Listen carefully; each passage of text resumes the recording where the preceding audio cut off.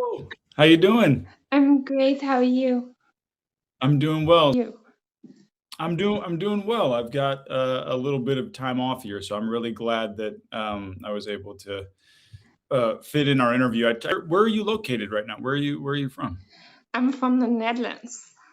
The Netherlands. Okay, cool. All right. I've never been. I've been to Europe a couple times, but I've never Yeah. been to. So you were in Spain, I think, last year.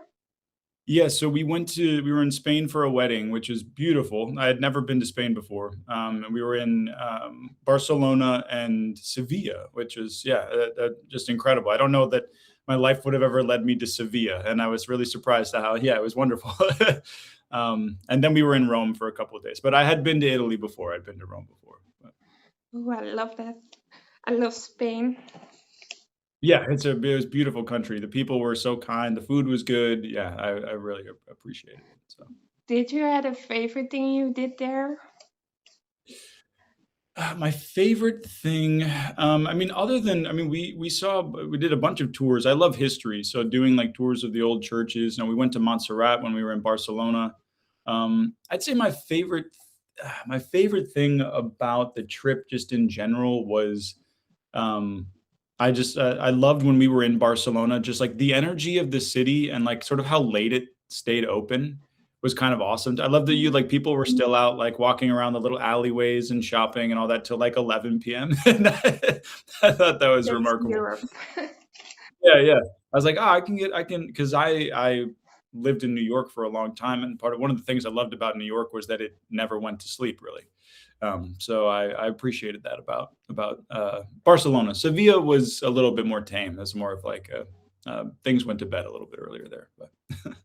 I think you would like Amsterdam too, then. So I've heard, and I think that Brooke and I need to make a list of places that we want to visit, and Amsterdam is way up on the list. Greece is on the list right now. Oh, yeah. Amsterdam would be just incredible, and I mean, she hasn't been to as many places as I have yet in Europe. Like this was her first trip, so we've got to take a look and make a little itinerary. So If you ever are in Amsterdam, just let me know. I can give you suggestions if you would of course, absolutely, of course, like. yeah, we love that. um. So I always like to start with like a little introduction. Mhm. So can you maybe tell a little bit about yourself? Sure. Um, my name is Nick Ritacco. I I am originally from the great city of Chicago, Illinois.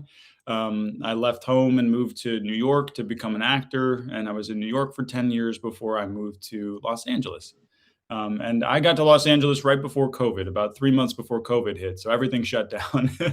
And then, just as things were sort of coming out of the shutdown and all that stuff, in 2023, I shot my first vertical, and the rest is history. So, yeah, and here we are, 40 some odd verticals later now. Ooh. Um, that's sort of how, yeah, how it led me here into to chatting with you. I'm an avid baseball fan. Well, Brooke and I, between the two of us, we have 3 cats now. So we're cat people, and yeah. And, um, can you share maybe a fun fact about yourself that maybe not a lot of fans know? Hmm. Yeah, not a lot of fans know. Um, I feel like so I'm a big D&D player. I love Dungeons and Dragons.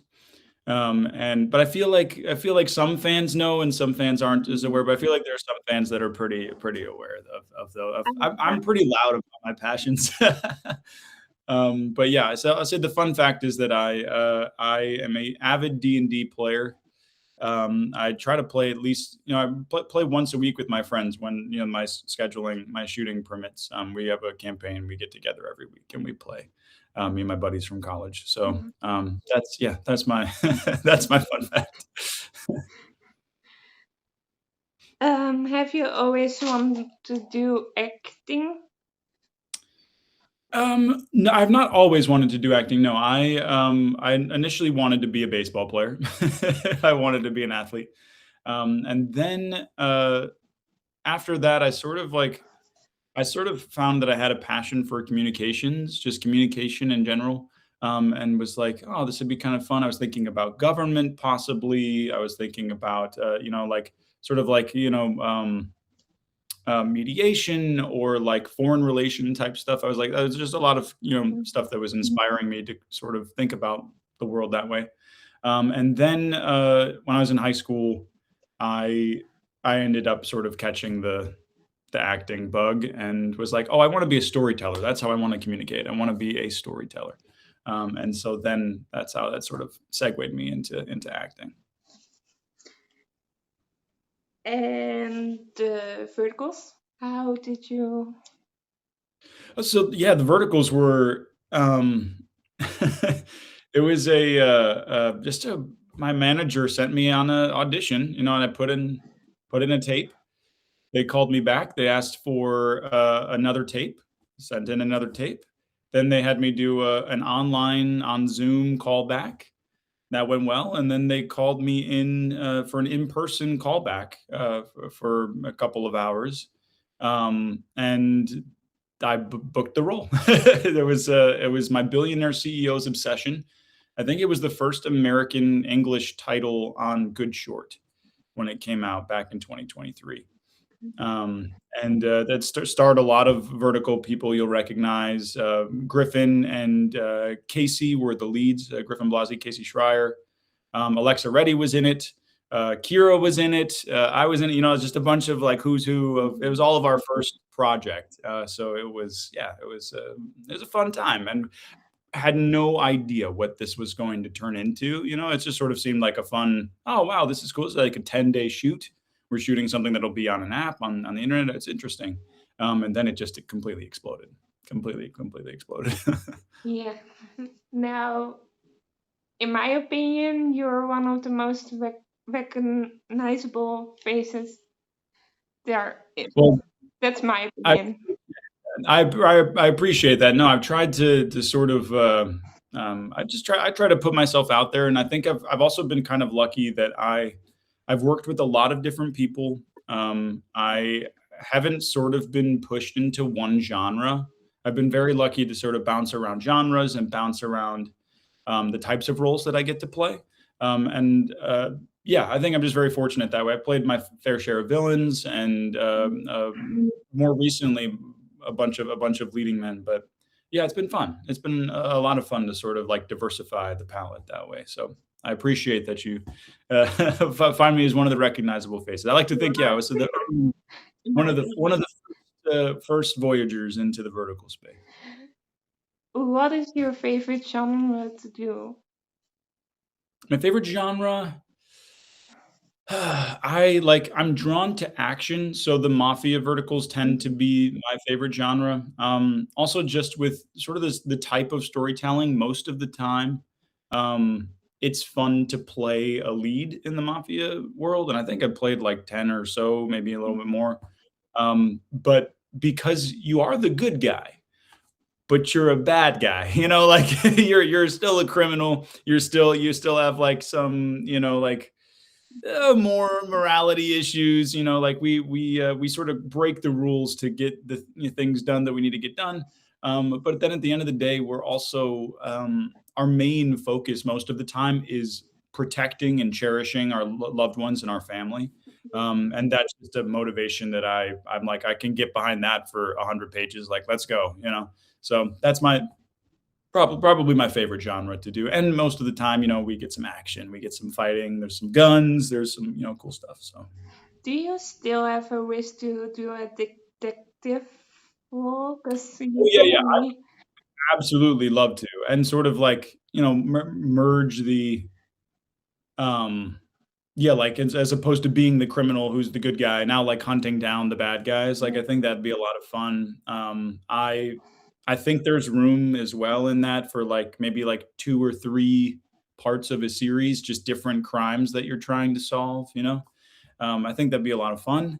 Nobody's tapped me for it yet, but like that's sort of that would be a dream of mine. I love like the sort of like detective problem solving, but there's some romance, but it's complicated because like we're on the job and we're solving crimes, catching the bad guys. But there's like it's a little there's a lot of intrigue involved and tension and thriller type stuff. I was curious if you still wanted to do that because you told me in the end before you want to do that. That's what I want to do. And they haven't really done that yet in the vertical space. That would No, be my not like you're describing now. No, no, yeah, they've had, like, some because 'cause I've played a police officer, they've done, Mm. like, sort of like that type of law enforcement stuff, but not like the rogue, the rogue detective, solving crimes. That's where I wanna end up. Something that's a little more broody and moody and noir. I would love to see that as a viewer. So Well, hey, alright, maybe well, I'll have to write it then. We'll have to get on it. that is also one of my questions. I'm gonna ask that now since we're already talking about it. Mhm. If you could completely create your own show and how do I say that? Choose a guest. What would you create for show, and who would you want to be in it? I well, it's tough because I've had so many ideas floating through my brain.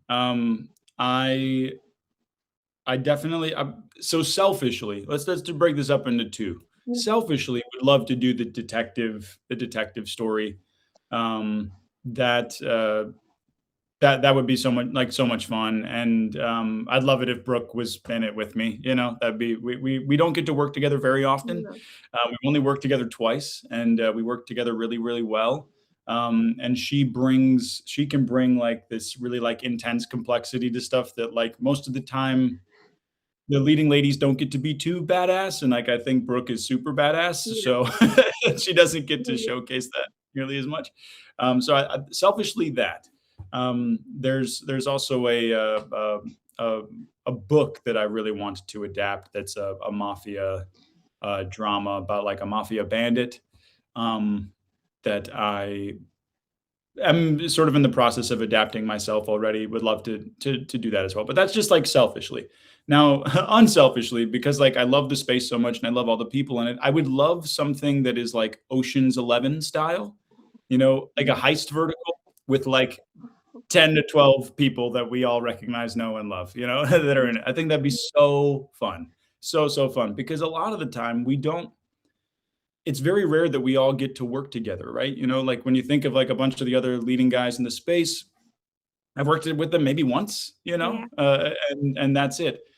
Because a lot of the time we're just competing for the same roles, and they pick one of us, and then the other one is off to do something else.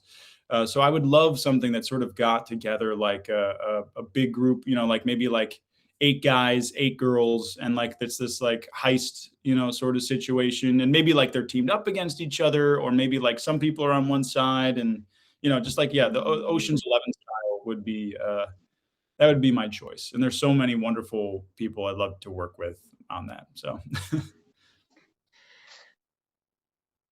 Mm, if you if you have to recommend one of your verticals to a fan that don't know you, which one would you recommend? I would. Why? Yeah, well, there's a couple just because like, so I would recommend Faded to My Forbidden Vampire because that's like the first vertical that I got to be in that felt really like it wasn't episodic. It felt like a movie. And that's why, and everybody's gonna be like, oh, that's because you were in it with Brooke. And like, yes, I was in it with Brooke, and that's where we met, and it was wonderful. But it's also it was like my fifth vertical I think I'd been in, and it felt truly like a Mm, movie that we broke up into episodes as opposed to just like sort of a story that like sort of had a beginning, middle, end, but like it was just mainly episodic stuff was happening and we move on to the next thing and move on to the next thing. So Faded to My Forbidden Vampire, definitely at the top of the list. I would recommend there's a couple mafia ones out there that the titles I'm gonna blank on. But those are fun to if you like you wanted to get to know my work. And then this last year, I shot CEO Trap, Yeah. That was Snowstorm Productions. Kristen Brancato is the director. Jess Jacoby was she was the secret agent, and and a big reason, not only because that set was so much fun and the story was fun and wild and silly, and we all had a great time. But it was like it felt to me like one of the first verticals where like I got to be the damsel in distress and she Mhm. was the secret agent, you know. And so I was like, this is fun, this is great. We should do a lot more of this, and so like I liked that concept so much. So I'd recommend that one to everybody as well. You're saying exactly my number one favorite. So Oh, good. All right. Well, the good. I'm glad we're on the same page. Yeah, because there's a ton of everyone's with Brooke, of course. But exactly. Yeah. I mean, the Love Always Finds Its Way is one of my favorites as well, and I kind of group that in with a lot of the mafia ones because like while it is very mafia, it's more of a like a push pull love story as opposed to like a mafia crime drama. But I mean that's so near and dear to my heart, and I love that it was nominated for so much stuff at the Vertical Drama Love Awards. Like that warms my heart. Whether we win or not, the fact that everybody nominated us is just that means more to me and to her and to us than anybody will ever know. So I just so appreciate that. so deserved. I already said this to you, but again, I'm like a broken record.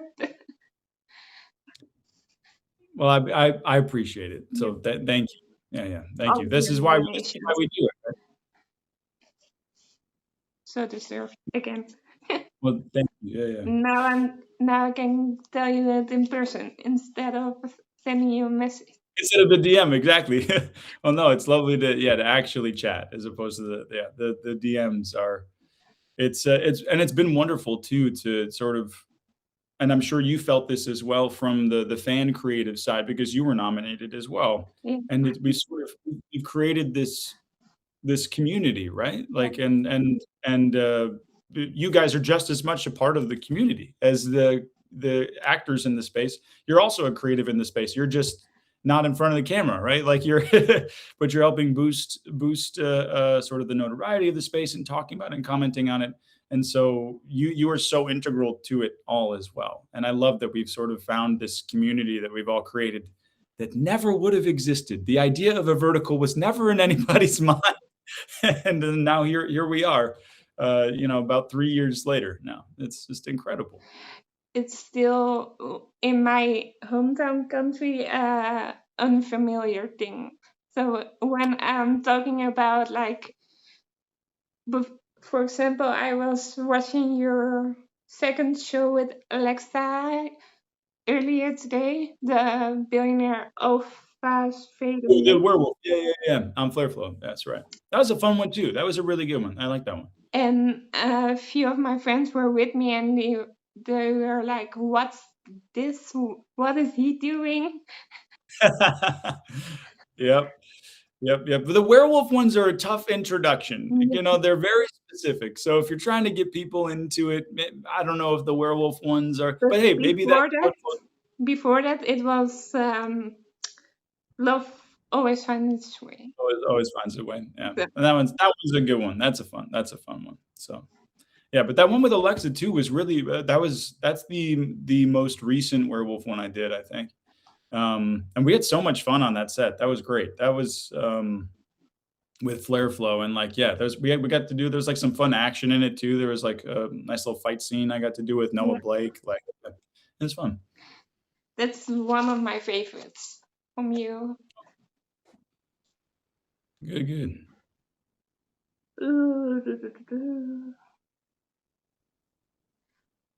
What or who inspires you?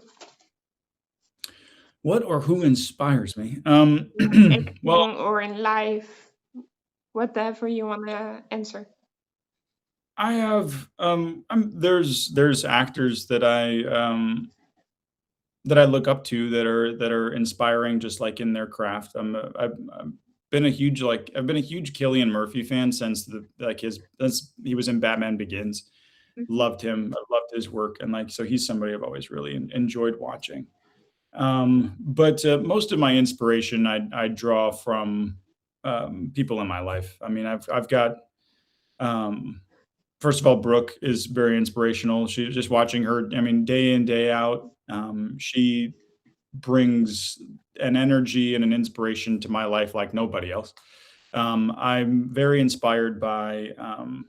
I've got. I mean, I had my parents were divorced and remarried, so I had four parents for a time. Um, but I mean, my mother's incredible. And my dad and my stepmom are also very, very supportive of me. And my stepdad was one of my biggest supporters as well, and was always really he always sort of like pushed me to keep going as an actor. He had tried to do a little bit of writing himself, but like he always was like he really, really, really believed in me in a way that like I don't think I truly understood while he was alive.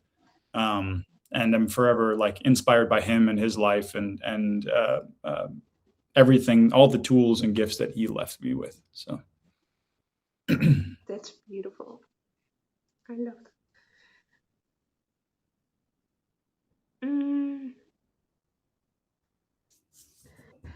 How do you prepare for your roles? Um, that's an interesting question. Again, all of the process of preparation is the same. You know, we get the story, and hopefully, I mean, we used to get scripts like 2 days before we started shooting. Thankfully, that's been way more in advance now, which is much more helpful. Just having a little bit more time to sit with what it is we're dealing with. But my preparation mainly just involves trying to fall in love with the world and with the story as quickly as possible. That's what I sort of try to lead with all the time. Um, and it involves a lot of daydreaming and a lot of like asking questions that may not have answers yet. You know, like being very open minded about things, and I really focus on story. I think a lot of people are dialogue driven, and like that process works for them. But I'm not nearly as focused on like the words of the dialogue. Like I'm really focused. I'm really just focused on story. What are we talking about? Who am I talking to? And that sort of helps me drop in, just because the speed at which we work with these I find that if I'm just focused on like, all right, memorize my lines, it ends up being really lifeless and just kind of quick and robotic. Yeah. Um, and so I focus on story and like do as much like of the heart work, that I can. And then when we get to set, we'll fine tune what it is that I say. you know, but we move so fast, anyways. Things change that like getting locked into or sort of married to like the dialogue. I find is just not it's not as helpful, especially on these when you're doing 12 to 15 pages a day. Like your heart's going to help you a lot more than your head is. I think so. Do you have always the same approach with your characters? Yeah, I mean, it all starts the same way, right? Like the process is always the process. Now, like who I get to be is always very, very fun and different. Most of the time, it's fun and different. There's a few times where I'm like, I feel like I played this exact role before. But most of the time, it is very fun and different. But that sort of what makes them different sort of comes out of like how we react to different situations, who we're talking to, what's important to us, what we're talking about. That's where like the differences sort of pop in a little bit. Now, like there's obviously similarities in my work in terms, like there's certain Nick-isms I'm sure that creep in.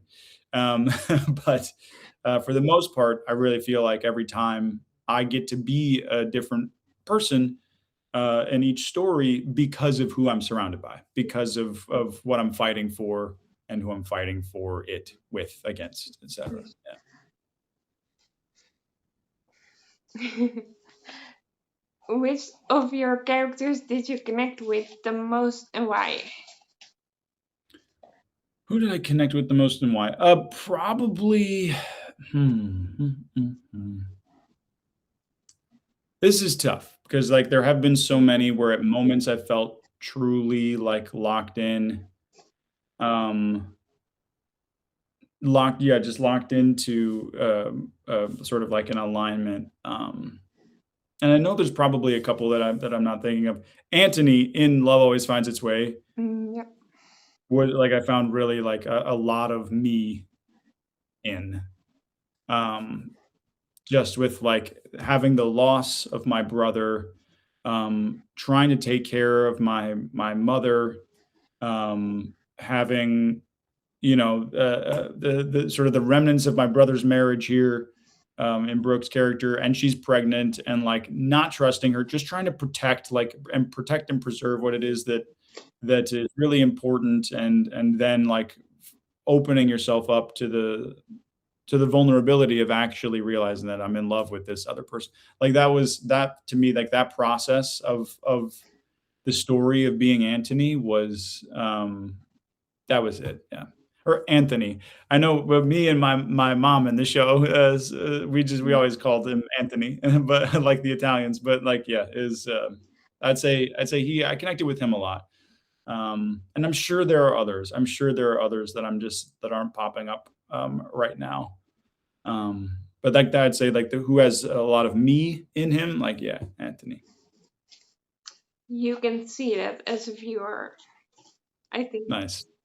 Oh, good. Yeah, no, good, good. And like not and there I have a lot of scenes with Brooke's character, with Amelia Yeah. in that show, but there's plenty of other situations without her as well.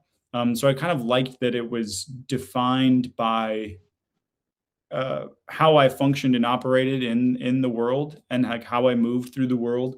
Not just who I was when I was around her, but it sort of was who I got to be around everybody. My mom, and oh, I'm gonna blank on my best friend character, Edward's Edward's character. I'm gonna blank on his name, but yeah, like I liked that about it. That it felt like, oh, like this isn't just I'm one person around her and I'm a different person around everybody else. So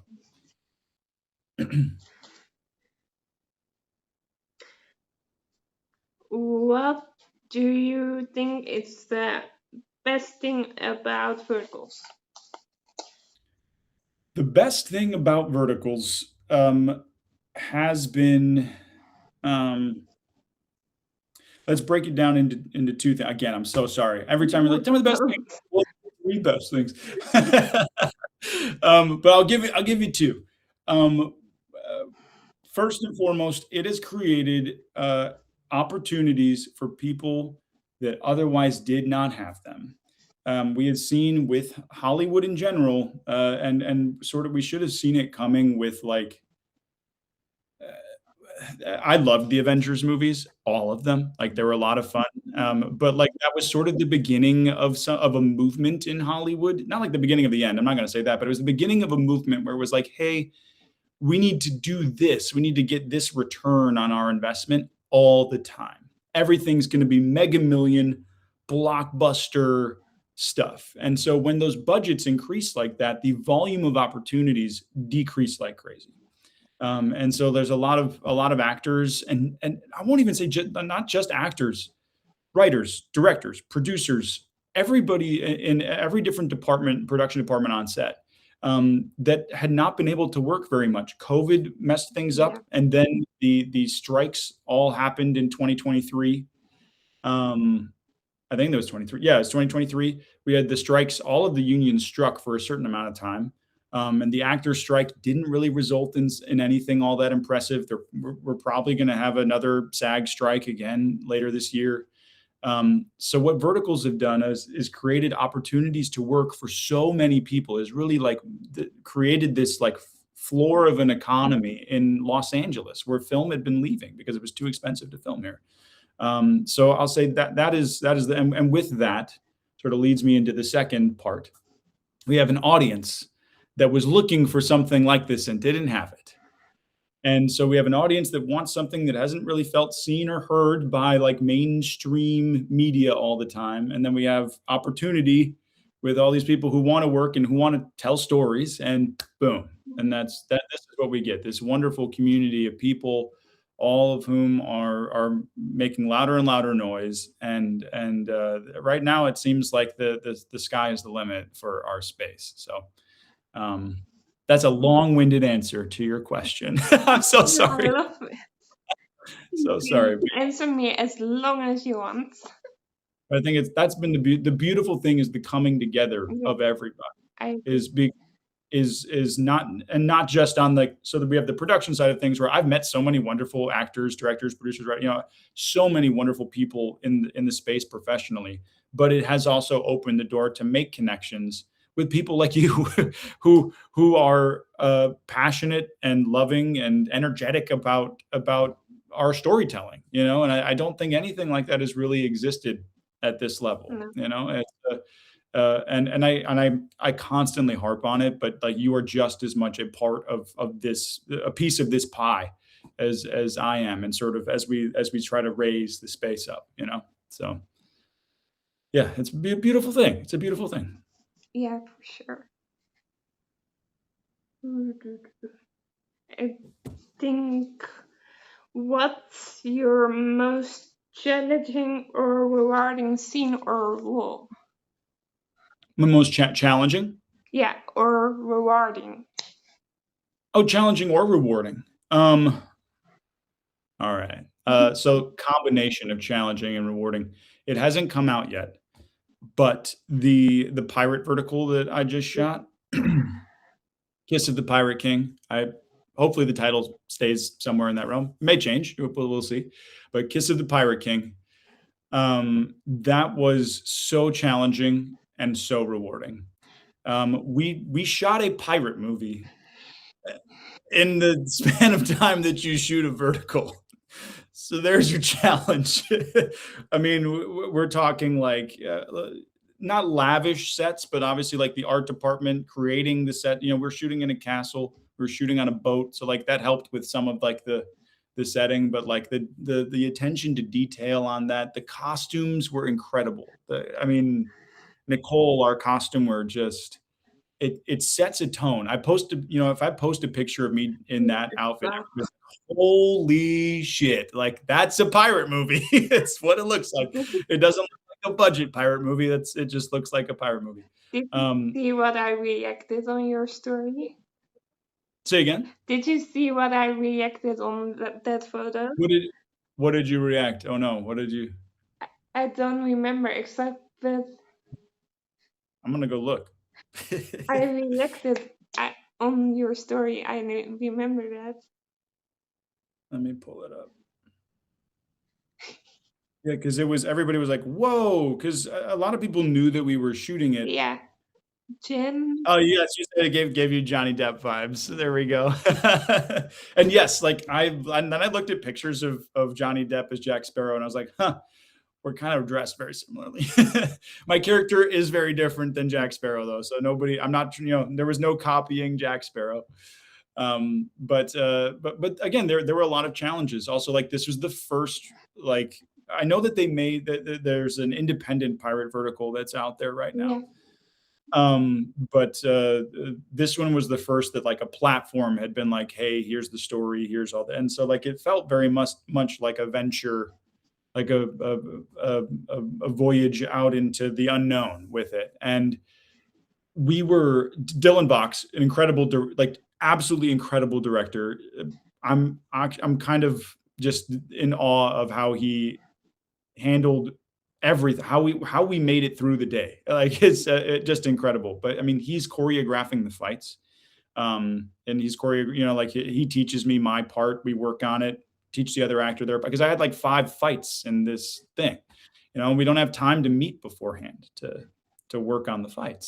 So we're while they're setting up the shots, we're learning choreography for sword fights, which is just yeah, it was incredible. So like that's the challenge, and physically, like it was one of the most exhausting 8 days of my life. Just like in the outfit, moving around constantly. There's tons of action, tons of picking up Emma, and like running around with the because we kidnap her like pirates do, and tons of like sword fighting and grappling and getting wounded and this and that and so physically I'm hitting the floor all the time fighting. Is physically just a grueling 8 days. But when we ended, I just like I could have cried. It felt like so there was so much of like a release. I'd poured everything that I had of my I gave everything I had on it. And so like that's the reward is like, hey, I spent every ounce of what I had on this. I didn't leave anything left in the tank. And so that's the reward. We'll see how the finished product turns out. I'm very excited about it. But that was really the reward. It's just a wonderful team. Emma's wonderful to work. Like Emma's an incredible actress to work opposite.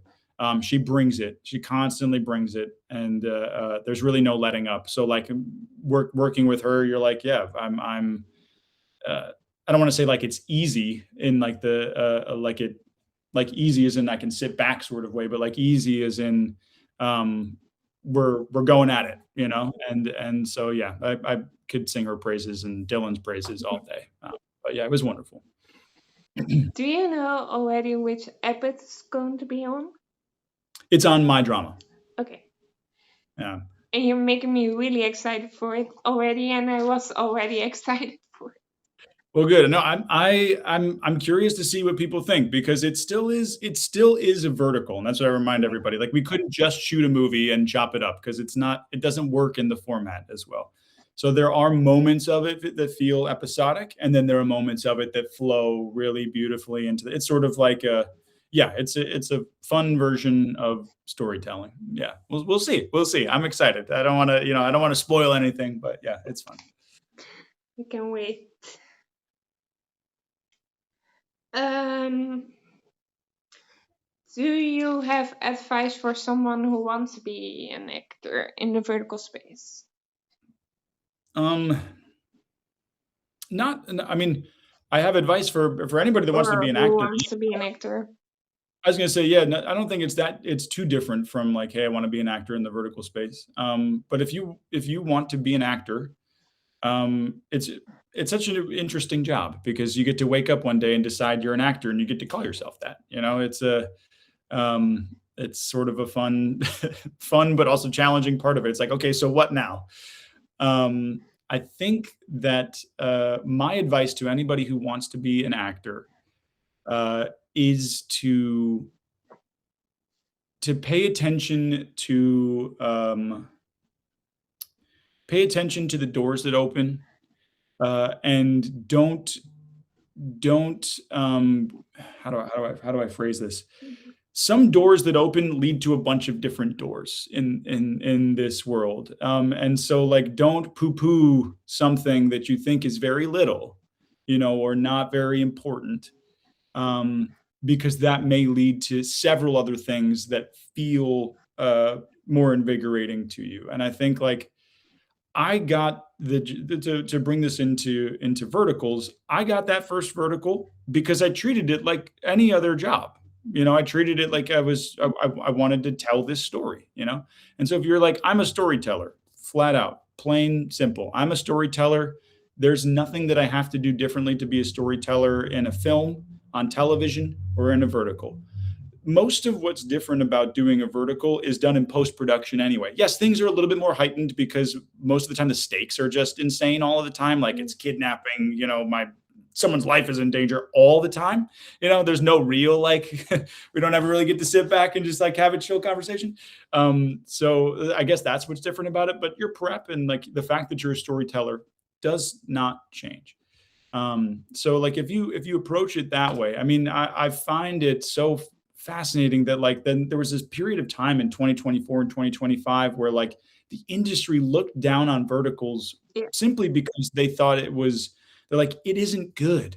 And I was like, it's not up to any of us to decide what's good and what isn't good. And just because it doesn't fit into the box of what you've decided is worthy, which is a very small box, turns out. Because it doesn't fit into that, you're turning it down. Like when I first auditioned for that vertical, I was like, here we go. This is another story that I want to tell, and it's exciting to tell. And I didn't know it was a vertical. It's almost like once people realized what they were, they started grouping them together in a way that I was like, every story is different. All verticals are not the same. So my advice to an actor is to treat yourself like a storyteller and see every opportunity the same. It's always an opportunity to play, to tell a story, and you have no idea where it's going to lead you. Sometimes closing a door shuts off a lot of other opportunities and other open doors that you don't even realize you're closing along with it. Yeah. That's my so be open-minded. Be open-minded. Yeah, you're a storyteller. Everybody can drop into something like that.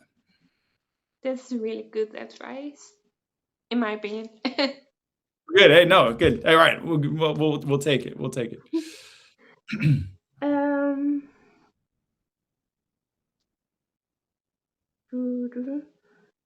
I have a fun question, but I keep that to the end. Okay. If you, if it was up to you, which of your shows would you love to do a sequel for? Ah, man, that's a tough one because there's I a know. bunch that are set up really well for sequels. I'm gonna say Fated to My Forbidden Vampire. I just think there's a world where now like Brooke's character, oh come on, what's Heather? Heather can now do magic, and Theo is like the vampire king now. And we're about to have a baby, and the story is ripe for like Kira's character to get reincarnated or something, and to have our baby kidnapped, and like we have to go on this mission to save the baby and figure all of that out. You know, like I think that the story is ready for something like that to happen immediately as a sequel. So like that's the one I'll say. That's the sequel I've talked about the most. So I'll say that one, even though I think a lot of them, um, a sequel could work really well. Yeah, I agree. Nice. Um,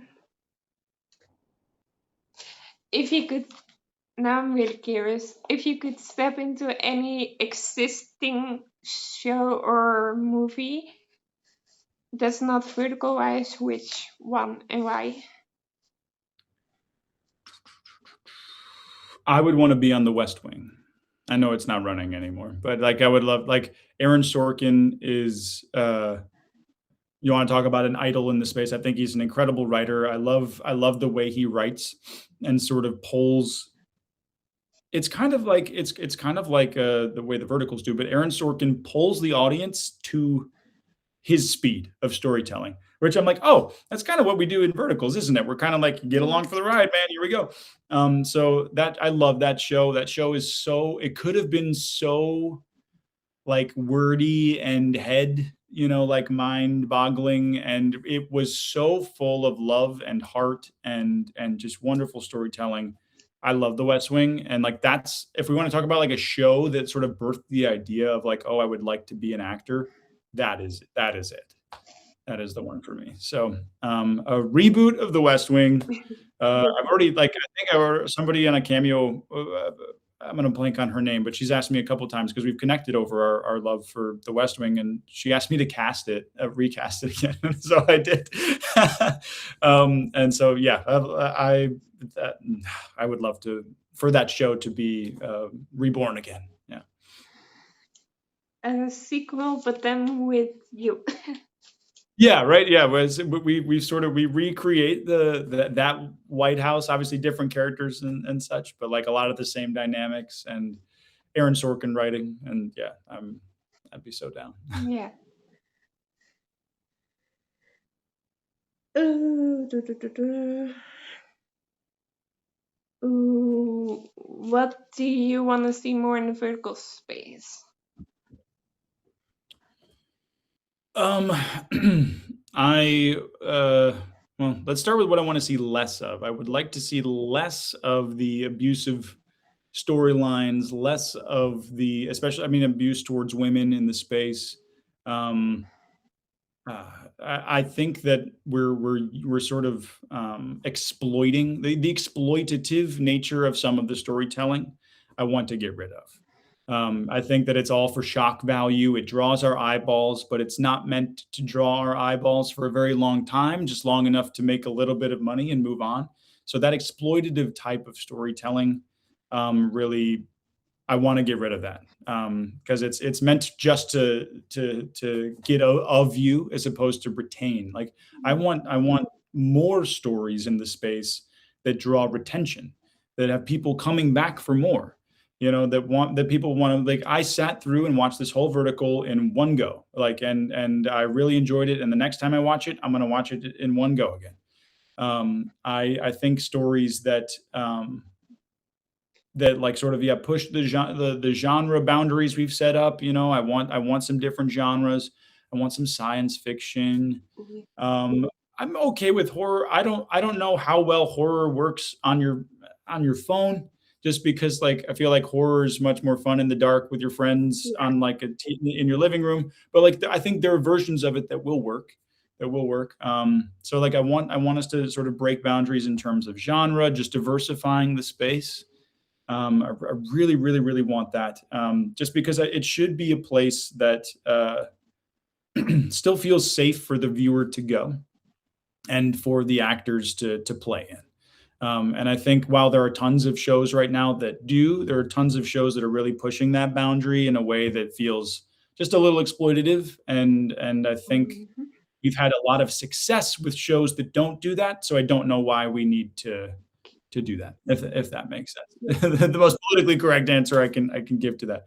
But diversifying the space, I'm full on in favor of that. Yeah, and more shows with a lot of us in it. Yeah. More like ensemble based shows, shows that, like, we could make a part one, part two, part three. I'm not saying 10 seasons of something, but, like, maybe like the detective one, where it's like, hey, there are these three crimes, and we solve them all, and we follow this one character through.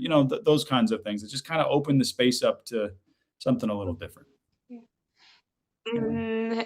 It totally makes sense what you're saying, by the way. Well, good. No, and I know there's a lot of people that feel that way, and so I guess I'm just ready for what comes next. If we can get away from some of that exploitative storytelling, I think a lot of people would breathe a huge sigh of relief. So, I think more people agree than you realize. yeah, yeah, we just need to all raise our voices. Yeah. That's all. I know from the fan viewer side that a lot of people agree with you. Yeah, yeah. So, I mean, and I think this is the year where we sort of see a separation.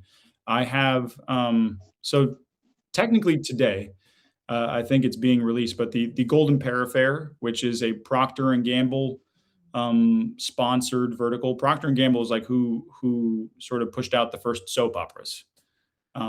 They so they're very much treating this like a vertical soap opera.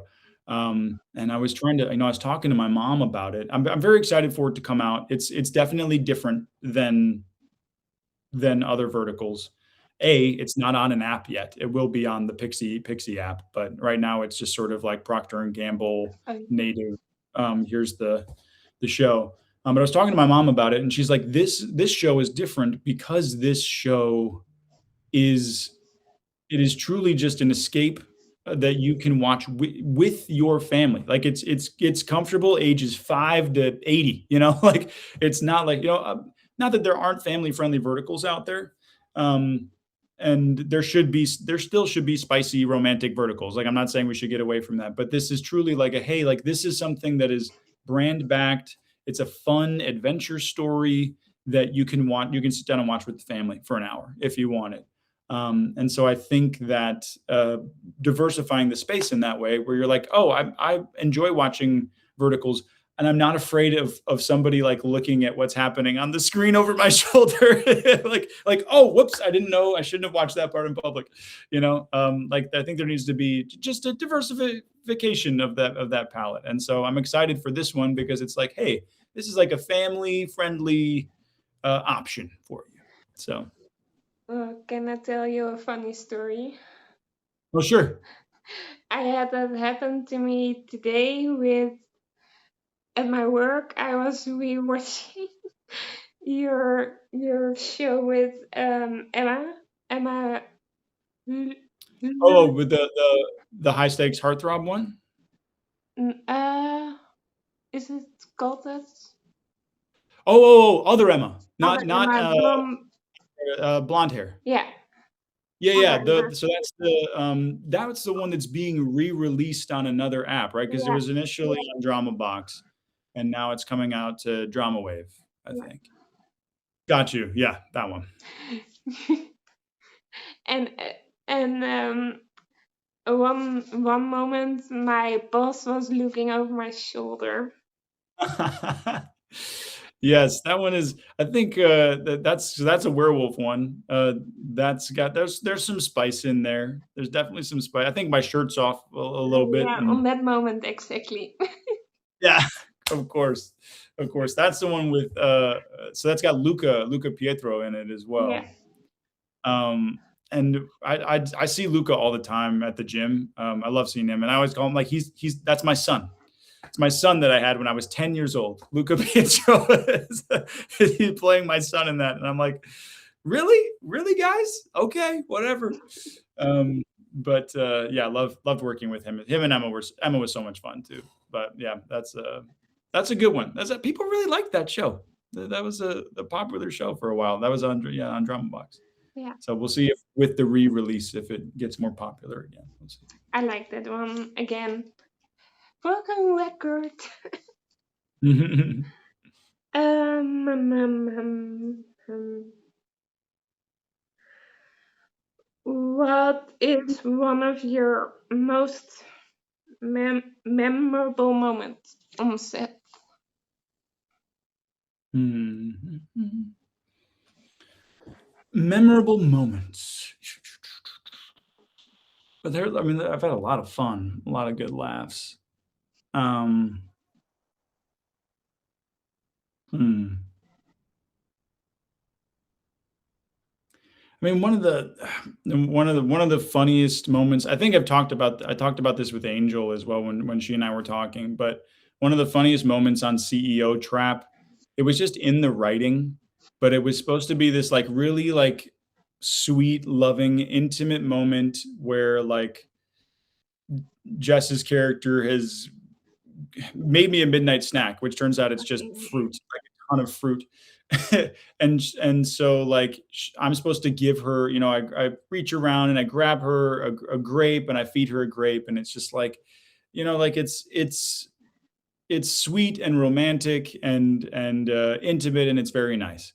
And then the next line of dialogue that I have is, so after my father died,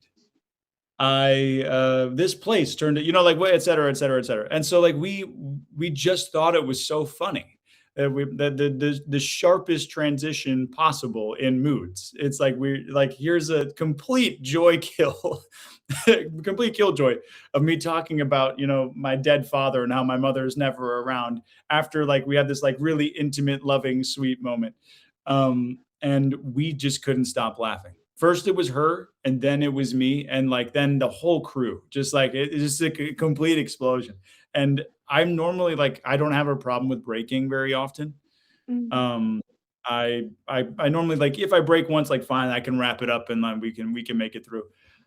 It must have taken like at least 2 to 3 minutes, which, like, when you're rolling is a really long time without cutting, and we just all just we couldn't stop laughing, just like it's just a terrible transition, you know, feed the grape, you know, so when my father died, my mother never came back home. You know, it's just it's so bad, but so vertical, and it's a really memorable moment because like it was 3 minutes of us rolling and not being able to do a take at all. We made it through eventually, but it's yeah, it's just very very funny. And there was a point though where Kristen was like, "Do we need to cut? I think we should cut." I was like, "Don't cut! I swear, I can make it through. I can make it through." And we did. We did, but it was very funny.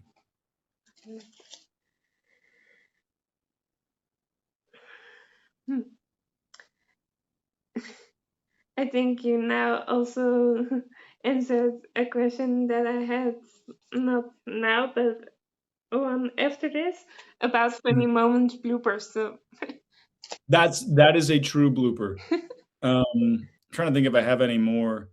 There was the Heartless Alpha, which was on Drama Box, I think. That Bad Kids produced. That was with Ethan Kirschbaum, oh yeah, Rebecca, and Molly was in it as well. And there was a moment where like I'm trying to corner Rebecca's character. By the way, Rebecca can't take me seriously. I've worked with her twice now, and she breaks. Like literally just seeing my face. I've been her villain twice, and I come in and I'll do something, like sleazy or stupid, and she breaks every time. Not on her coverage, only on mine. But like she's just there, just laughing. But there's a moment where I corner her, and Ethan bursts in and I say, "Damn you," and he goes, "Damn you." It's just bad dialogue, werewolf vertical. And it's just so like, yeah, I think he like throws me across the room and I go, "Damn you," and he goes, "Damn you." And we could, yeah, again, another moment where we're just like nobody could take it seriously. We just kept laughing and eventually made it through the take, but it's just very, very, very silly and very funny. Mm, if you could give advice to yourself when you just started verticals, what would you advise yourself? Um, what would I advise myself? Just to when I was first starting, which I think I got very lucky in how I handled it. I'm not sure if I'd known right away how things were going to grow, if I'd have handled it quite the same way. But my advice would have been sort of my advice to any actor in general is just to stay open to the possibilities, to understand that this is like a truly like a collaboration, and we're all collaborating together. It's important to be as collaborative as possible. We're all up against this challenge of trying to do way too much in way too little time. you know, so that'd be my advice I give myself, and for the most part, I followed it. But that would be to have patience and to be open minded and to control what you can control and let the rest be whatever it is, because you can't control everything. Now, now I'm gonna ask one of my funniest questions that I Sure. just that's just a funny silly question. If you were stranded on an island, abandoned island, and only got to take three things with you, which Oh, three things. Just objects, right? We're not or counting people people? or animals. Oh, I could take people. Yeah. I mean, I got to take Brooke then, don't I? I got to take Brooke. Um, we'll take Brooke. I will take. Oh, we're on an island. I'm assuming there's stuff I could find for kindling. Yeah. I'll take a cast iron skillet and a bottle of Johnny Walker Blue. Those are my three things. Brooke, a skillet, and a bottle of scotch. There we go. The rest, we'll figure it out, We'll figure it all out.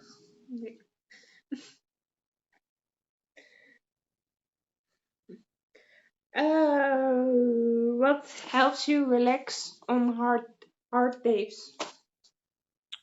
What else me relax? I definitely, like, decompress, like, Brooke and I will watch a show together. That helps me relax, just sit on the couch watching a show with the cats. Um, stuff like D&D, playing, games like that with friends always helps me relax. Reading, definitely helps me relax, although I haven't not been able to do that nearly as much, just with the scheduling wise. Most of the time when I get home, I don't want to look at a page of words. But I go to acting class still once a week as well, and sort of being around that group of people, and just sort of like getting to be like this is like going to the gym, and going to the gym as well in general, just not acting class. But like, yeah, sort of like taking that like need to that pressure to perform, the obligation to perform, taking that off and just going to class is fun, and helps me relax a little bit. Um, Brooke and I have played some video games together. I play some video games. I'm normally into like um, big like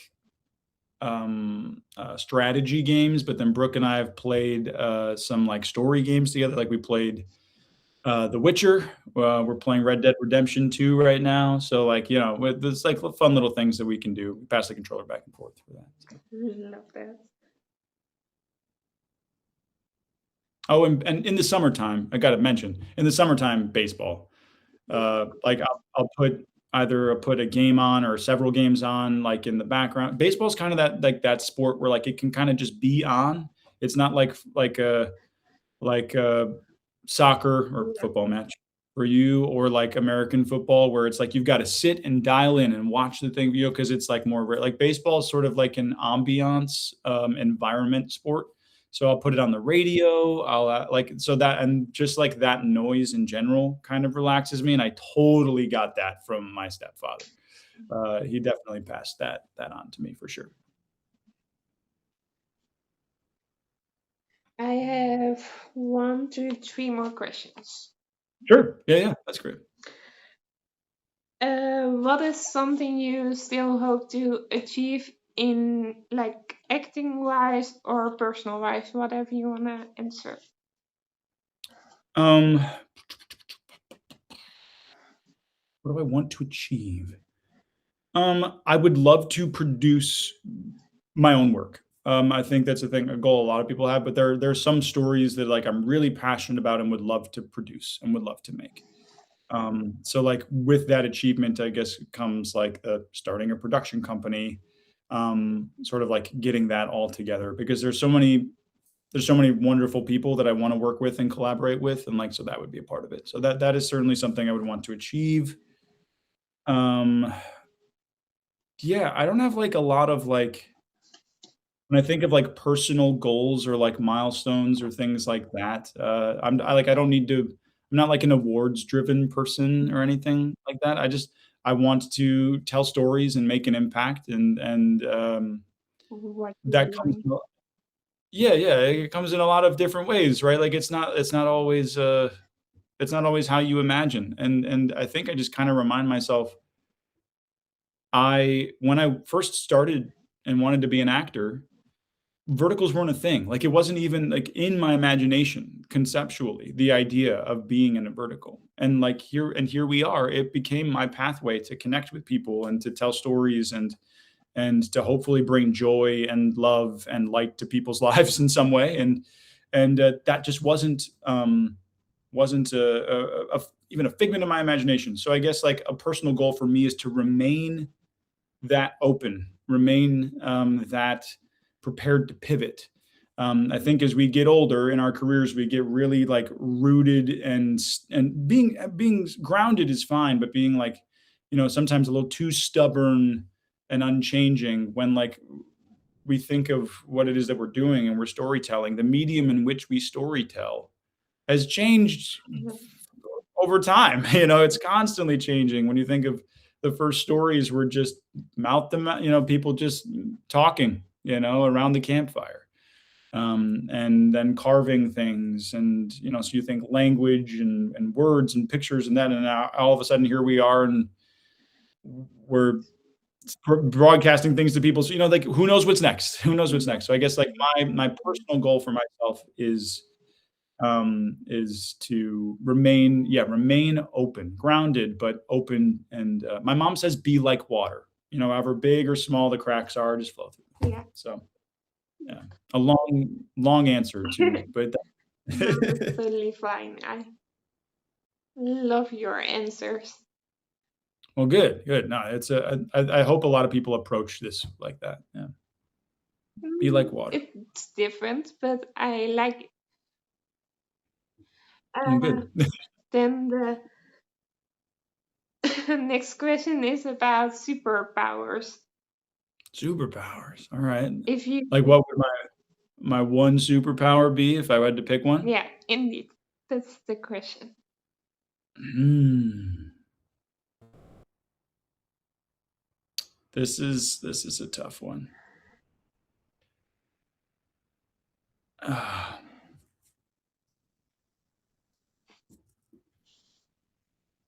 There are so many interesting ones. Um, I will say communicate with animals. I will say communicate with animals. I think that'd be a really cool superpower to have. That's I fun. need to know what my cats are thinking. I need to know what I need to know what everybody else is talking about.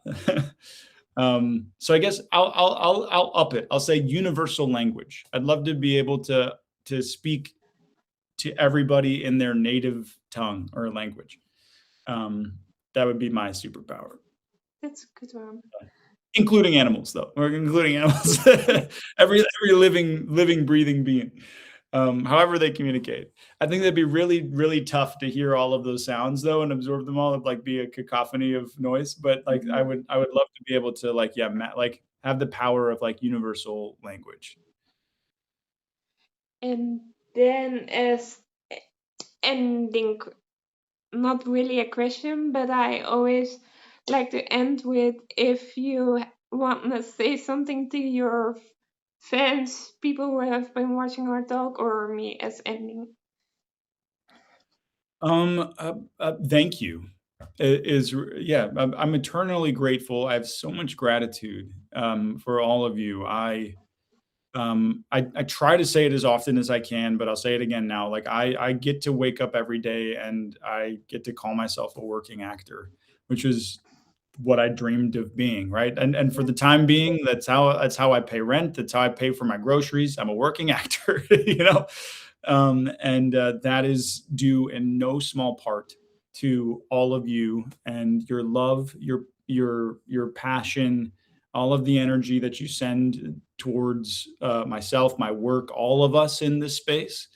Um, that is you can't put a price on that. Like it's invaluable, and it's I'll be just eternally grateful. I don't think words can really express how grateful I am, and that includes you as well. You have even taken that to the next level, right? With all of your interviews and sort of take there's sort of cultivating this community of people who are passionate and want to talk about the space. Like we actors have it from our side. Like we get together, we talk about stuff.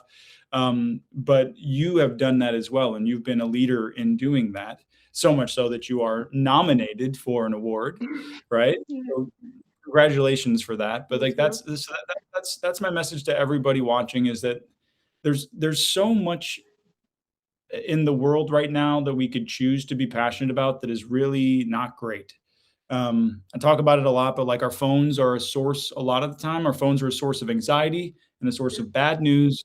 And really, what they should be is a source of connection when we can't immediately connect. And so deciding to watch verticals, which to a lot of people bring comfort and hope and love and thrilling and excitement and escape and all that, but like what storytelling should bring, using your phone to do that as opposed to just absorb all of the bad news and all of the really I don't know how to express it any other way, all of the hatred and divisiveness out there. My cat is meowing. She agrees with me. Um, Using your phone to sort of put your energy out into the world that way, as opposed to the hate and the divisiveness and all of the other things that are frustrating about our existence right now. Yeah. I think it's just so wonderful, and I'm eternally grateful for all of you that have decided to do that. And if you are passionate about the way you want the space to be, if you're passionate about the changes that you want to see, do not be afraid to raise your voices. If you agree with me and you're like, hey, we need less abusive relationships in the space, less exploitative abuse, trauma, all of that, especially towards women. If you're passionate about that, then raise your voice because I can do it, but like it. I'm not a consumer of the product, you know. You have so much power as the somebody that absorbs these verticals. You have so much power, and so don't realize that power, and then don't be afraid to use it, because I think a lot of us in the space would love that. So Thank you. So that were all my questions that I had for you. Do you Well, have great. maybe before we wrap up something you want to know about me? I guess I want to know what, I just really like sort of where you want to see this space going. Like, what do you want to have happen next? I guess, and sort of that's my question for a lot of people.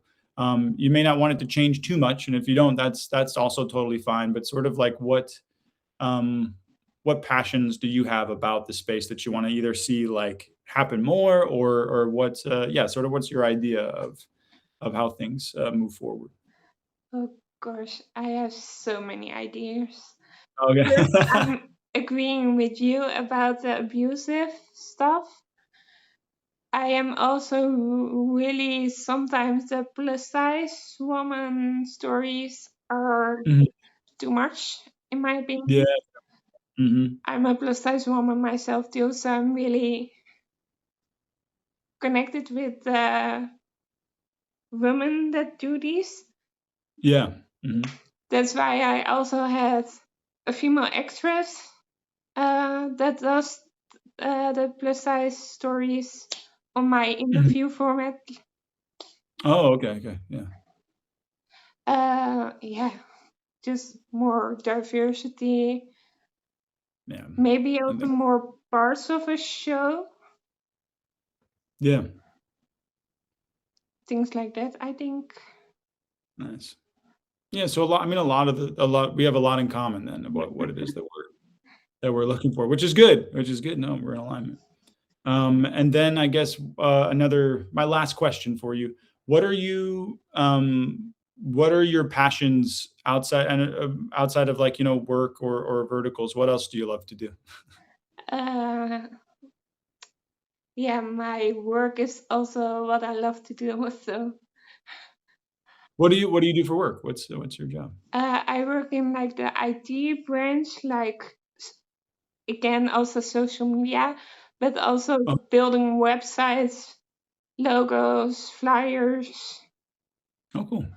like graphic design stuff. Got you. Okay, cool. Very cool. And I love to travel. Nice. I love to be with my family and friends. I think that's Yeah. Do you have a big family? Your right now I only have my mom and brother. The mom rest, and brother. Okay, got you. the rest, sadly not anymore, but that's okay. Looking But you're forward. close. Yeah, Nice. Good. Yeah, like I'm very close with my mom. I talk to my mom like almost every day. Probably not every day, but like 4 times a week, we'll say. I'm talking to her constantly. She's a big supporter of me. So I imagine like, yeah, when you've got that close relationship with family like that to support you, that's really nice. yeah. That's I think the main important thing is support from your loved ones. Mhm. Yeah, that's what keeps you going because that's when Brooke or I have had a rough day or like just get it's really nice to have somebody to be like, hey, like, look, it's gonna be okay. Like, we're gonna make it through whatever this tough moment is, and it's invaluable. Yeah, it's just um, it's yeah, something you can't even really properly describe, but just knowing that support and energy and love is there really helps. Indeed. I want to thank you so much for doing this with me. I really No, my pleasure. Thank you for being so patient with me and my silly schedule and trying to make time to do it. And I'm so glad that we made the time to do it because I loved your questions and I loved your learning more about you as well. And I think that I don't know. Yeah, I'm excited for what comes next for both of us in this space. thank you so much. I hope you have a good rest of your day. You Um, too. yeah, thank you. And yeah, we'll talk soon. I can't wait to see it. Thank you. Bye bye. Bye bye.